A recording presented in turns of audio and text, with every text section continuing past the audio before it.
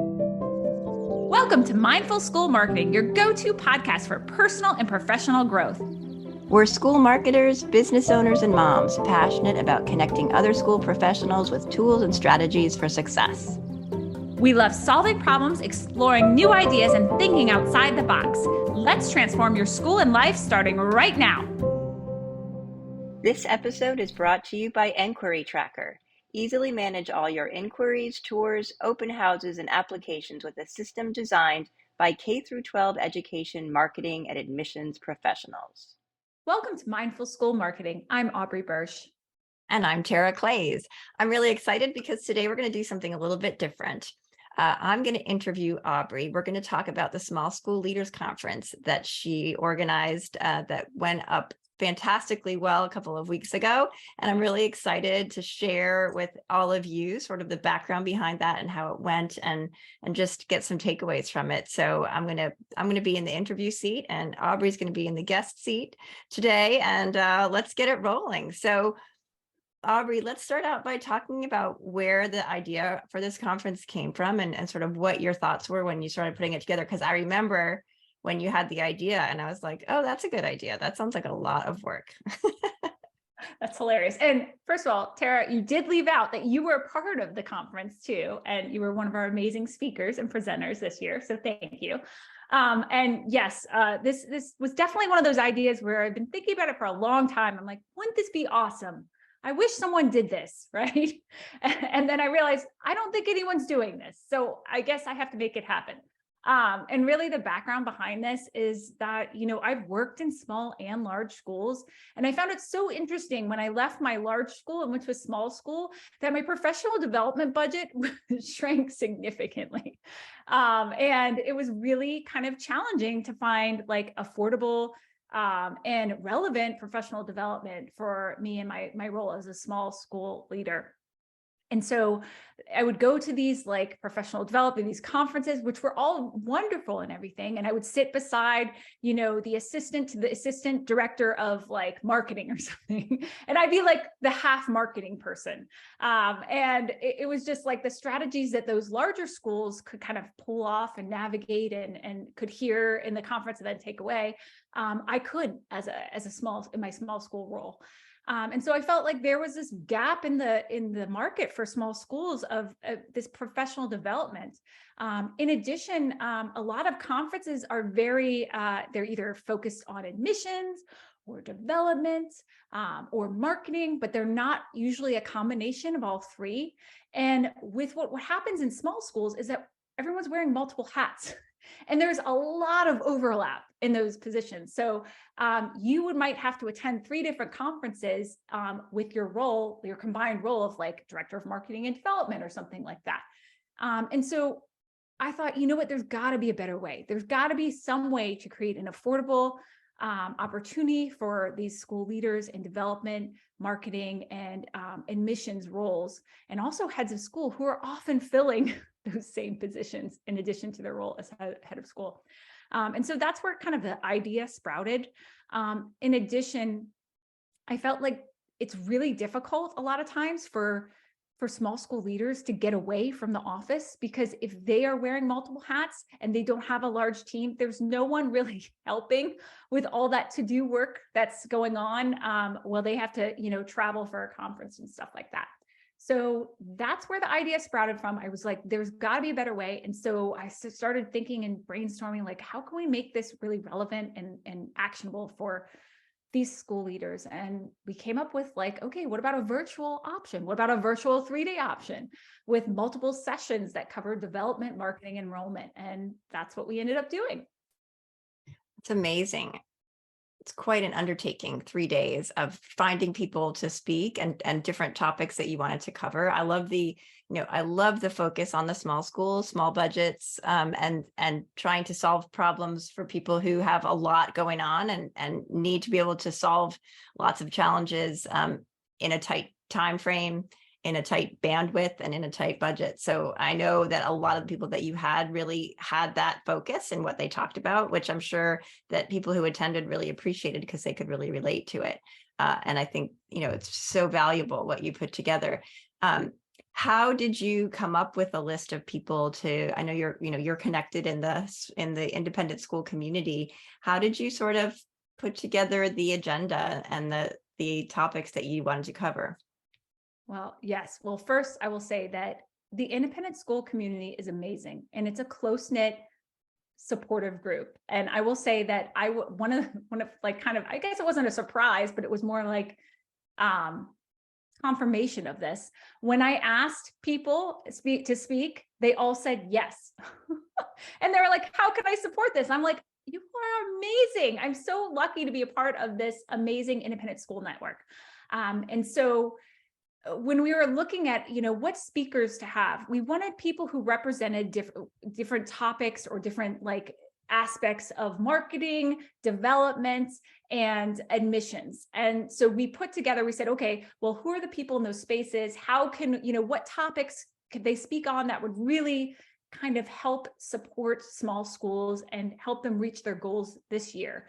And so we put together our dream list and everyone said yes.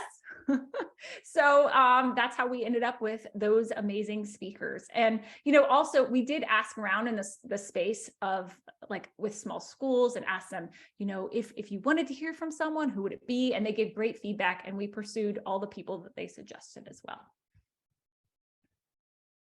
That's fabulous. That's great that you had, well, of course, everybody wants to share what they know and be helpful. I know that feeling. So it was nice to have the opportunity to be included in your list of experts. Absolutely. I wouldn't dream of having a conference without you in it, Tara. I always Oh, have key takeaways. And I will say selfishly, I always learn from all my colleagues. So yeah. I was taking notes during every single session. And I think that's the beauty of, we all go in, we all tell, our students and our colleagues, we're always like, oh, you have to have that beginner's mindset. You always have to be learning. Mhm. And it was truly wonderful to learn from all these experts. So it was also selfishly that I got to enjoy all these topics and sessions. Yeah, that's great. I know it's a lot when you're sitting in front of Zoom all day long to pay attention, and for the people who are presenting to present to, basically you don't know who or what people are doing. So I think being able to absorb all that information and then have some key takeaways and providing the recordings and all of that is really valuable too. Um, Let's talk a little bit about any challenges or obstacles that you faced other than, the monumental task of putting together the logistics. And you did a fabulous job of organizing, both from an attendee standpoint and from the presenter standpoint of, giving us what the tools that we needed to be successful as presenters. So talk a little bit about how you knew how to do that and what challenges that you didn't expect. Yes, thank you. So I will say, whenever I'm working with people, I always encourage them to try new things. And this was something new. And so anytime we try new things, there's always going to be a learning curve. And we always have to understand that things aren't going to go exactly as planned. And then we take notes and say, what can we improve for next time? I think the biggest challenges for this particular event was that it's never been done before, to my knowledge, and not in this format. And so it was trying to figure out the scheduling of like when the speakers are available, and then trying to figure out the time of year that might work best for small schools, which, by the way, small schools are busy year round. So you're never going to find that perfect time frame. And so that was really kind of challenging. And, we ended up by accidentally putting it during Catholic Schools Week, which, lessons learned. We had a lot of Catholic school leaders who were like, we want to come to everything, but we're so busy this week. So, and it's during a key admission season. February is really a tough time for admissions officers, but we also heard from them, there really is not like a time of year that is perfect for this. So scheduling, always a challenge. Finding dates that worked. And then just trying something new, like setting up the systems. It's like every school, when you're implementing anything new, you have to set up the systems. And the first time is usually always the hardest, right? And so that was a learning curve for us. But I will say that the speakers and my team were amazing and supporting and helping get the word out. And, the people who attended gave great feedback, and we're so grateful for, what we provided. So it was totally worth everything. And it was so much fun. That's great. Yeah, you had a nice team that was helping to keep the chat moving along and questions answered and that type of thing. So you assembled a good team, a support team there. What was there anything that surprised you that you weren't expecting that happened during, before, after the conference? Yeah, I was really surprised with the positive feedback, and it came like when I would say the signups. I was like, will anyone want to come to this? Like, you put something out in the world. I'm sure as schools you feel that. You're like, will our community want to come? And obviously we had done some market research to see if this was something that people actually wanted to attend. But you put something out and you see what happens. And so we were surprised by the tremendous response from the small school community. They really wanted to attend and support. They spread the word about it. And during the conference, they emailed me directly and were like, we're having such a good time. Thanks for making this happen. And that just really was so heartwarming. And it also, confirmed that this is a need in the community. And also the speakers were amazingly generous with the resources they shared, their time and energy. They went above and beyond for every single session. It was surprising, but in a good way. Yeah, I don't want to bore our guests with our mutual adoration society here, but I'll say you spread that, you start that. So you set the tone by having that really kind of giving approach to this. And so I think everyone who participated sort of absorbed that karma that you had going. And so it was overall, I think, a super positive event in all the ways that you described. And I'm glad to hear. I'm not surprised that happened. And I would hope that you wouldn't be surprised next time. Let's talk about some key takeaways. So I attended a few sessions and I really enjoyed, the creative approach that some people took to their presentations. I know Angela Brown had a cool little hook in her talk, and Trevor incorporated some cool Friends references that people appreciated. So I know when you're putting together a presentation, trying to make it interesting and fun is a challenge sometimes, but I thought it was really great that people kind of approach this with a little bit of fun. But what were some key takeaways that you felt yourself and heard from people who attended, other than what you've already shared? Absolutely. So some key takeaways. So Joe Monzo presented on video strategy and outsourcing and in-house video strategy. And I really liked what he said about choose your story over expensive gear. A lot of times schools are like, hey, let's produce a video. Let's buy the most expensive microphone and camera. And then they don't really think about the strategy behind the storytelling and stuff like that. And so their video might have great audio and video, but it doesn't actually, compel people to take action. And so I appreciated that reminder from Joe. It was Patricia Weinzappel with her school communication talk was amazing. And I just actually sent this to a client the other day because it was so perfect. And it was, don't bury the lead. And I love this because the information, basically she's saying the information you really need parents to know and act upon is often squished in the middle of school communications. And then you're wondering, why didn't all the parents come to the whatever. And it's because you squished it in the middle of the communications and they didn't see it. So really needing to understand, asking yourself every time you're creating a communication, what's the lead, and making sure you're leading with it. And then Andrea Gribble did an amazing job presenting on small school social media secrets, and so social media secrets for small schools. And I really appreciated what she said about two things. First, she says think of your social media as do you want the free beer or the free puppy? And she said the free puppy is cute, yeah, and everyone wants it, right? But it's a lot of work. It keeps you up at night. You have to feed and water it all the time. It's yappy. I love puppies, so I'm not downing it, but and then the free beer just arrives and you enjoy it. So she was saying when you're thinking about your social media, it should be enjoyable and not take up your entire life. And so when you're thinking about adding a platform to your social media, think about, do you want the free beer or do you want the free puppy? Because oftentimes we think we need this next platform or something as a small school, but really we'd be doing just as well and just fine with the ones we have. So I thought that was great. And then she also said, you don't need to post live on social media. Like almost everything can be scheduled in advance, except for, if you have homecoming, you might want to do live updates and stuff like that. So I thought that was really helpful. And then Susie Gill of Inquiry Tracker presented about admissions best practices. And one of the things I thought that was really helpful was her question. Like, she would go around when she worked in schools and she would interview department heads and teachers and ask, like, what are the top 3 things you want future families to know about your department? And so that helped her plan out her admission strategy, like what she wanted, prospective families to talk to those department heads about, what maybe events she wanted prospective families to attend that had to do with that department. And it really helped her admission strategy. So I thought that was amazing. Yeah, that's really smart. Yeah. And then there's, I think Trevor's reference to Friends was great. I mean, that is a creative presentation. If you ever get to watch it, it's a good one.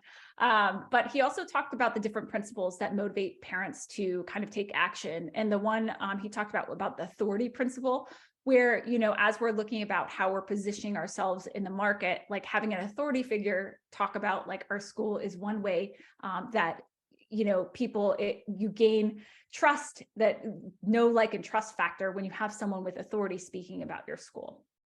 And then I thought there was so Jesse Meadows did a great presentation. Everyone did great presentations, but and Angie Ward also did a great presentation. And I was very interesting because they both talked about bounce rates. And I'm not a bounce rate like it's not my expertise, right? I'm not saying, but I always associated like bounce rate with something really negative. And the way Jesse approached it was like, it's informing what's going on with your, funnel, right? So you probably want to review your call to action if people aren't making it to the next step. And where Angie was talking about bounce rate, she related it to G4, which took away the bounce rate option and review in G4. But she was saying that's not necessarily a bad thing, because sometimes a bounce rate can be a good thing. Like if you went to a website and the call to action was like, fill out something on an external database, you're bouncing off the website, but you're actually going to where your parents are actually going to where you want them to go. So two very interesting ways to think about a bounce rate. And I thought that was extremely interesting. And then Tara, my favorite one, and I always tell you about this. Well, first of all, you give such You have to say that. So you always give like such free good tools like broken link checker and all those other ones. But I thought this one was really important, and I see so many schools not do it. And that's scheduling 10 minutes every month to just review your website, because it's amazing how many people don't take down their open house notifications. Or I just was reviewing a school site yesterday, and it said they were no longer touring for the 2023-24 school year. And I said to the head, I was like, are you aware that this was on your website? And they're like, no. I'm like, and you're asking, where are all the people coming? Like, where are your applicants and stuff like that? Well, you're saying you're not even touring. So that sort of website check could really help some schools. Yeah. Now, Tara, I'm curious, did you have anything to add or anything that stuck out for you? No, I loved the talks that I saw, and I only saw a couple of them because I had a lot of other stuff going on that week. But I thought also the communication and the way that you presented the schedule made it really easy to follow and to connect. Like I didn't have to go searching for a Zoom link. And so I thought it was really, really well put together and really well organized. And yeah, some of the things that you mentioned, I also you had a takeaway. So you had, not only did you have all these great presentations, but it was great that you wrapped it up on the last day with a couple of key sessions where people could kind of come in. And if you did miss some, like I did, I could come and hear, what people liked about all the different talks. So I wasn't able to attend. I just sneaked into Andrea's, but I was able to kind of gather some of the things that she talked about, and really appreciated that tip about signing up for something because you feel like you have to, because well, it's there, and I should have Twitter because Twitter's there. But actually, if it's not something that's adding value, and it's not a place where your people are, don't get that puppy, right? I do have a dog who I love very much, but I will say it's a lot of work, right? So it's a lot of trouble when I want to go away. So I really appreciated that. Yeah, that was really great. I would like to ask you if you're going to do it again. Will you reveal to everybody if this is something that you're going to do another time? Oh my gosh. Dun, dun, Too soon to dun. ask? Is it too soon? I 100%. And I hope anyone listening to this episode will reach out to me and tell me, yes, do it again. But yes, I am 100%. I mean, the feedback that we got afterwards and during was incredibly supportive from both the speakers and the people who attended. They got so much out of it. And that's the environment we want to create. That's the community we want to create, a space like that. And I feel like this is the start of a movement, of creating accessible, interesting, actionable, and supportive, professional development for small schools. So absolutely yes. Date TBD, because I'm trying not to let it conflict with anything, although it's near impossible with the independent school world. But yes. Awesome. That's great. Well, I'm excited that we can look forward to another one. And I hope that you'll do a lot of the same things that you did in terms of how you organized it, because it really was well done. So thanks for sharing all of this with us today. And for those who didn't attend, how can they still get access to the sessions? Absolutely. And thank you, Tara, for presenting at the conference too, and for saying yes when I asked you. Yes, of course, people can still access the sessions. If they were conference attendees, they got the recordings as part of their ticket. And so let me know if you have trouble accessing. And if not, they can purchase the recordings online for a very low, affordable price. Very affordable. Yes. Thank you so much. Thanks for all that you do for small schools. And thanks to everybody for listening and for those who attended, for supporting those of us who help small schools. It's a nice feeling to know that people are paying attention to the help that we offer. So thanks for attending as well. All right. Well, that's going to wrap it up for today. We look forward to our next episode where we'll have a guest on, as we normally do. We'll talk about books and mindfulness and all those things. But thanks so much for joining. Yes. Bye. See you then. Thanks. Inquiry Tracker is the all-in-one CRM solution used by over 250 schools. Easily manage all your inquiries, tours, and open houses. Key instant analytics help you manage and grow a robust pipeline. So end spreadsheets forever. The smart online application system with powerful document upload is a game changer. No school is too small or too big, and their Fast Start program will get you up and running in no time. Best of all, the system is designed by K through 12 education, marketing, and admissions professionals. Check out Inquiry Tracker at inquirytracker.net. That's inquiry with an E, tracker.net. Thanks for joining us on the Mindful School Marketing Podcast. We'd love it if you pop into iTunes and leave a review, 5-star preferred. Let us know how you like the show. It helps us improve what we're doing and helps others find us too.